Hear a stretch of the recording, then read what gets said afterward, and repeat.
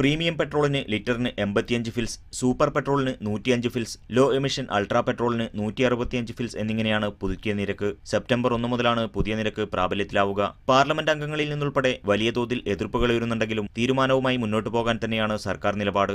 Subsidy നിയന്ത്രണം നടപ്പാക്കാതെ നിലവിലെ സാഹചര്യത്തെ അതിജീവിക്കാൻ കഴിയില്ലെന്നാണ് സർക്കാർ വിശദീകരണം. പെട്രോൾ വില വർധന നടപ്പിലാകുന്നതോടെ ജീവിതച്ചെലവ് കുതിച്ചുവരുമെന്ന ആശങ്കയിലാണ് മലയാളികൾ ഉൾപ്പെടെയുള്ള പ്രവാസികൾ. പൊതുഗതാഗത സംവിധാനങ്ങളായ ബസ്, ടാക്സി എന്നിവയിലും ട്രാൻസ്പോർട്ടേഷൻ രംഗത്തും ഇന്ധനവില വർധനയുടെ പ്രതിഫലനം തീർച്ചയാണ്. സർക്കാർ ഉടമസ്ഥതയിലുള്ള കുവൈത്ത് പബ്ലിക് ട്രാൻസ്പോർട്ട് കമ്പനിക്ക് പുറമെ സ്വകാര്യ കമ്പനികളായ സിറ്റി ബസ്, KGL എന്നിവയാണ് കുവൈത്തിൽ പൊതുഗതാഗത രംഗത്തുള്ളത്.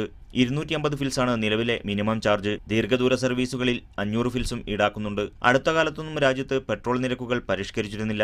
ഇന്ധനവിലയിൽ കുതിച്ചുചാട്ടമുണ്ടാകുന്ന സാഹചര്യത്തിൽ ട്രാൻസ്പോർട്ടിംഗ് കമ്പനികളും നിരക്ക് വർദ്ധിപ്പിച്ചേക്കുമെന്നാണ് സൂചന. റൂട്ട് ബസ്സുകളെ മാത്രം ആശ്രയിക്കുന്ന മിതമായ ശമ്പളത്തിന് ജോലി ചെയ്യുന്ന തൊഴിലാളികളെയാണ് ഇത് ഏറെ ബാധിക്കുക. ടാക്സി നിരക്കുകൾ പരിഷ്കരിക്കണമെന്ന ആവശ്യവുമായി ഈ രംഗത്ത് പ്രവർത്തിക്കുന്ന കമ്പനികളും രംഗത്തെത്തിയിട്ടുണ്ട്. Media 1 Kuwait city.